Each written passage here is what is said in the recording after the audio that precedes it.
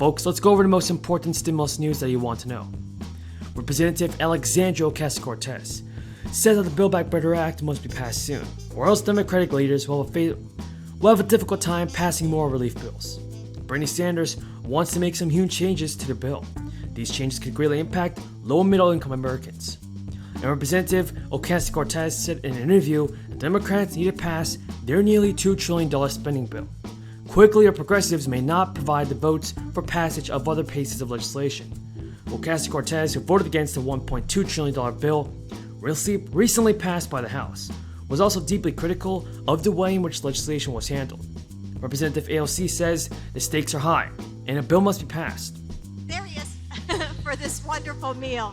You know, he told Joe that Joe liked his chocolate mousse so much that he was going to make it for everybody tonight. So that's the special treat. But I am a military mom. Our son Bo was a major in the Delaware Army National Guard. And I know what it feels like for all of your families here because you won't be home for the holidays.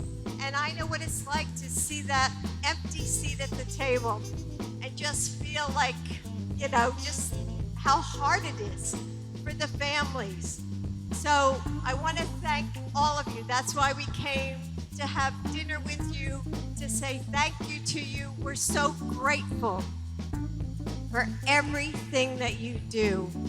And Joe and I feel like, you know, you're family to us, and we cannot thank you enough. So I had to come out from behind there because, first of all, I'm a teacher. It just feels weird, you know, to be behind the barrier. And I just want to come out. Well, thank you. Must be a couple teachers here. And I just want to just say thanks. So I brought somebody with me. I brought my husband. So I'd like to introduce the President of the United States, my husband, Joe. Joe.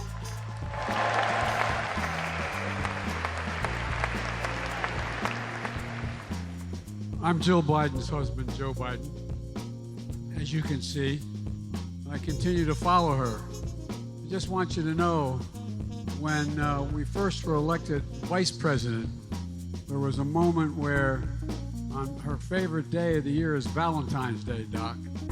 And on Valentine's Day, there's the old executive office building. It's directly across from the White House and the West Wing, the vice president's office. You can look in the windows there. The press comes down those stairs all the time.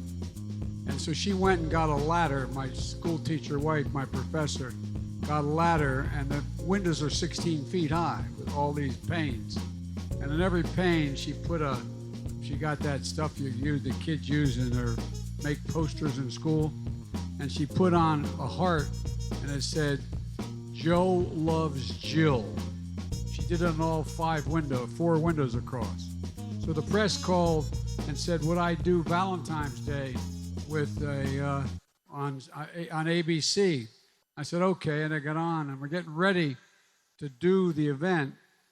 And what happened was they had the lights out. We were knee to knee with the reporter who's asking the questions. And at the problem, she says, while we're getting ready, she said, everybody says you and your wife have a great love affair going. I said, I think so. And she looked at me, I jokingly said, but everybody knows that I love her more than she loves me. And I swear to God, she looked at me and said, that's what everybody says. So, you know, they also serve who only stand and wait. Folks, I want to thank not only you warriors, I want to thank your families, because they stand and wait. And I know how hard it is to have someone who's not at the table on a holiday, that are in harm's way, that find themselves out of the country. And because that's what every time our son was in Iraq for a year, before that in Kosovo. And you do so much, and your families give so much. I really mean it from the bottom of my heart. And you're the finest military that the world has ever seen. That's not hyperbole. You literally are. You're the finest the world has ever seen. And I'm so damn proud to be associated with you. And it's hard for me to even say it, but I'm thing that's amazing to me is how proud I am to be your commander-in-chief. You are the most incredible group of women and men, warriors that we've ever seen. And so we came because we wanted to thank you, tell you how much we care, and we wanted you to hear the engine of Air Force One, so you couldn't hear anything. But that was the main reason we did that.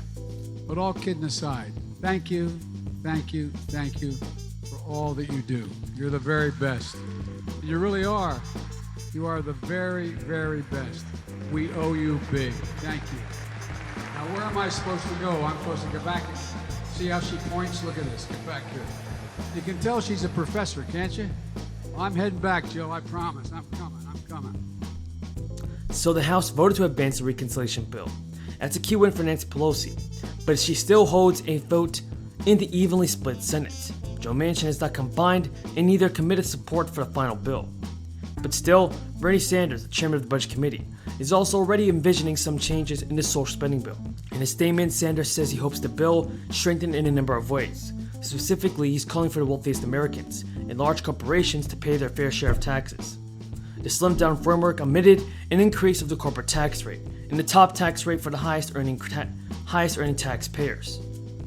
And Sanders also called for lower prices on prescriptions and a Medicare expansion that will cover vision, dental, and hearing. What are your thoughts on Bernie Sanders, everybody? Do you believe that he's doing all that it takes to send out the fourth stimulus check? I want to know your thoughts on this. For many people, the latest round of $400 checks is completely gone. So around 3 million people have signed a change in our petition, started last year, that calls on lawmakers to pass legislation for recurring $2,000 stimulus checks. And although the economy is improving, millions of people continue to suffer from reduced income and have not been able to tap government aid programs. A letter from the U.S. senators doesn't specify how large are the payments that people are seeking, but a separate effort from Democratic lawmakers is pushing for $2,000 monthly checks until this crisis is over. Yes, sir. This was a huge vote today, but it won't be the last one. Yeah. Are you confident you can keep the momentum going to actually get the final version of this bill to the President's Senate? Yes, but I'm going to yield to some of my colleagues on that, and I'll close with that as well, because this is huge. It is 90-some% of the bill was written together, House, Senate, White House.